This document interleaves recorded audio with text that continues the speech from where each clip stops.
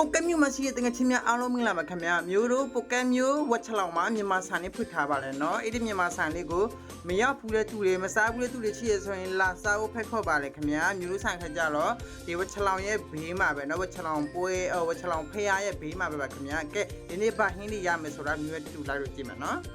စက်တာဟင်းရှိတယ်เนาะဒီနေ့ကစက်တာဟင်းရှိမယ်ပြီးရင်ဝတ်တာပဲစီပေါင်းရှိတယ်เนาะပြီးရင်ချမောင်ကျော်ရှိမျိုးတို့မှာ1-3မျိုးခါရနေတန်ရှိရเนาะချမောင်ကျော်ဝတ်တာဟင်းစက်တာဟင်းကတော့နေတန်ရှိပါခင်ဗျာဒါခက်ကြတော့အရန်တောင်းတာနေတယ်တစ်တုတ်ဒီနဲ့ဝတ်တာလေးချက်ထားပြီးရเนาะအရန်စားကောင်းတယ်ပြောလို့ထားချက်ထားပြီးတော့ခင်ဗျာဒါခက်ကြတော့ကြက်သွင်းနဲ့ကစုံရွက်ပါเนาะမျိုးတို့ရဲ့မြန်မာသမင်းဆိုင်ခက်ကြတော့ဒီဝတ်ချလောင်ရဲ့ပေါ်ချလောင်ဖုန်းကြောင်းမြင့်ဆောင်ထိုးမှာဒီမှာစီဆန်ရှိရเนาะစီဆန်ရဲ့ဘေးချင်းကတ်မှာဆိုင်ငယ်ပြင်ဆိုင်ရှိပါလေဒီဆိုင်ငယ်ပြင်ဆိုင်ရဲ့ဘေးချင်းကတ်ပါခင်ဗျာကဲလာမတက်လေသူတွေဆိုရင်ဖုန်းထိုးလာလို့ရပါခင်ဗျာမျိုးရဲ့ဖုန်းနံပါတ်ကကြတော့အပေါ်မှာဖုန်းနံပါတ်ချထားပေးပါလေ